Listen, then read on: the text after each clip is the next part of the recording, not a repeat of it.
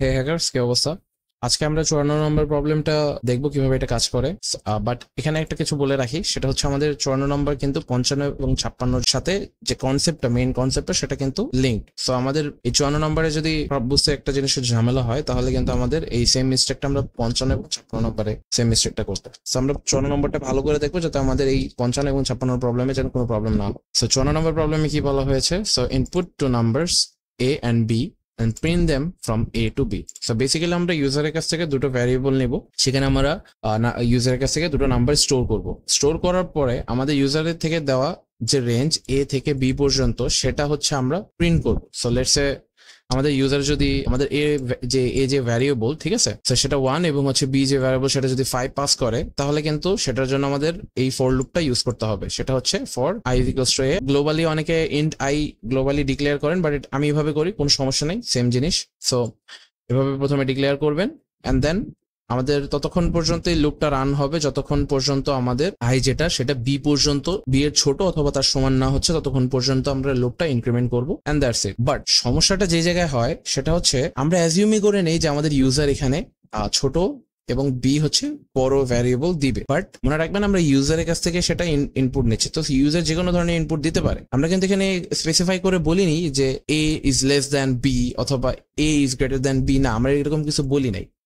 আমরা জাস্ট বলছি যে এখানে যে এ টু বি, সো এটা যে কোনো ধরনের ইনপুট হইতে পারে, সেটা কিন্তু এই 5 অ্যান্ড দেন 1।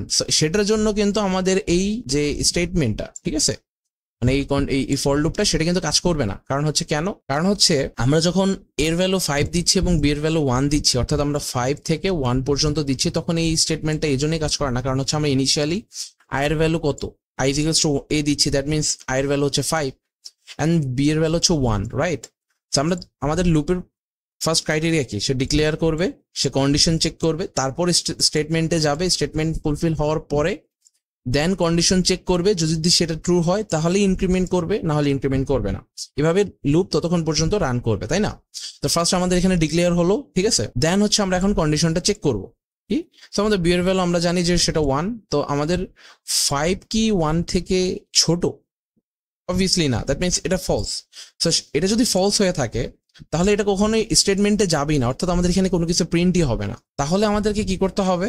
এখানে যখন আমরা দেখবো যে এ যদি বি এর থেকে ছোট হয়, তাহলে হচ্ছে আমরা এটা দিব, এবং এ যদি বি এর থেকে বড় হয়, তাহলে আমরা এই ফর লুপ ইউজ করবো। বাট এখানে কিন্তু আমাকে আলাদা করে কোনো ইফ এলস এর প্রয়োজন নাই। কারণ কেন? কারণ আমরা ফর লুপে কিন্তু এখানে একটা কন্ডিশন কিন্তু দিয়ে রেখেছি যে এটা কাজ করবে কিনা, ঠিক আছে? সো আমাদের প্রথম ক্রাইটেরিয়ার জন্য আমরা কি করব, যে অবভিয়াসলি দুটোর ক্ষেত্রে আমরা ডিক্লারেশন করতেছি, আমাদের জাস্ট এতটুকু জিনিসটা আলাদা। সেটা হচ্ছে যে আই ততক্ষণ পর্যন্ত রান করো যতক্ষণ পর্যন্ত না সেটা বি এর ছোট অথবা বি এর সমান রয়েছে, হ্যাঁ, তাহলে ততক্ষণ পর্যন্ত ইনক্রিমেন্ট করো। আর এখানে অবভিয়াসলি আমার এখানে বড় এ, তো ইউজার যদি 5 এবং 1 ইনপুট দেয়, এর ক্ষেত্রে 5 দিল এবং বি এর ক্ষেত্রে 1 দিল, তাহলে কি আমরা 5 থেকে 1 পর্যন্ত আমার এখানে প্রিন্ট করতে হবে। তাহলে কি করব, আমরা ততক্ষণ পর্যন্ত এটা প্রিন্ট করব যতক্ষণ পর্যন্ত না সেটা 1 এর সমান অথবা 1 এর বড় থাকছে। হ্যাঁ, আমরা এটা কিন্তু ডিক্রিমেন্ট করতে থাকবো, মানে বিয়োগ করতে থাকবো। সো এখন আমরা ইমপ্লিমেন্টেশনে যদি যাই, তাহলে আমরা ইন্ট এ বি, ঠিক আছে, আমরা এটা ডিক্লেয়ার করলাম,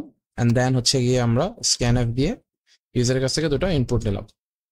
সো আপনাদের মাঝে অনেকের কোডে আমি দেখলাম যে আপনারা এই পার্সেন্ট ডির মাঝখানে কোনো গ্যাপ দেন না, তো গ্যাপ দেওয়াটা ভালো প্র্যাকটিস। এন্ড দেন হচ্ছে আমরা এখানে চেক করব যে আমাদের int i is equals to a, and then i ততক্ষণ পর্যন্ত রান করবে যতক্ষণ পর্যন্ত সে বি এর কন্ডিশনটা ফুলফিল করতেছে, এন্ড দেন হচ্ছে আমরা %d এন্ড নিউ লাইন দেওয়ার অভ্যাসটা, এটা গুড প্র্যাকটিস, আপনারা নিউ লাইন অলওয়েজ দেবেন।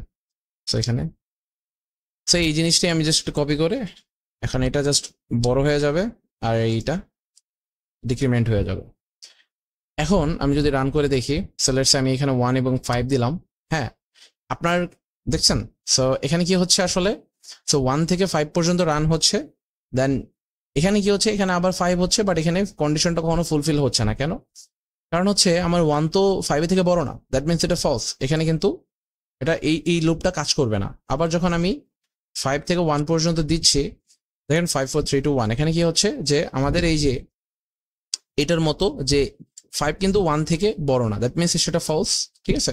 সো আমাদের তখন এই ফর লুপটা রান হচ্ছে না। বাট এমন যদি হয় যে আমাদের ইউজার যিনি ইনি 5 এবং 5 দুটোই দিয়েছে। তো এখানে একটু খেয়াল করবেন যে এখানে কিন্তু আমাদের দুটো 5 ইনপুট হয়েছে। কেন?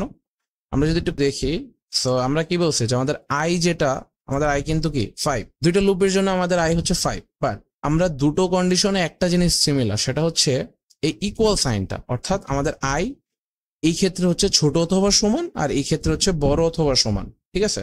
তো যার কারণে কি হচ্ছে, এখানে কিন্তু একটা জিনিস খেয়াল করবেন, এখানে কিন্তু ইনক্রিমেন্ট এবং ডিক্রিমেন্ট দুটোর ক্ষেত্রে হয় না, কিন্তু তারা কি করছে আগে স্টেটমেন্টে গেছে, যেটা হচ্ছে আমাদের প্রিন্ট এফ আমরা প্রিন্ট করছি ফার্স্ট লুপের জন্য এবং সেকেন্ড লুপের জন্য, তারপরে কিন্তু এই রিটার্ন 0 করে দিছে। সো এই জিনিসটাকে আমাদেরকে কন্ট্রোল করতে হবে। সো কন্ট্রোল করার জন্য আমরা কি করব, ইফ এলস ইউজ করবো।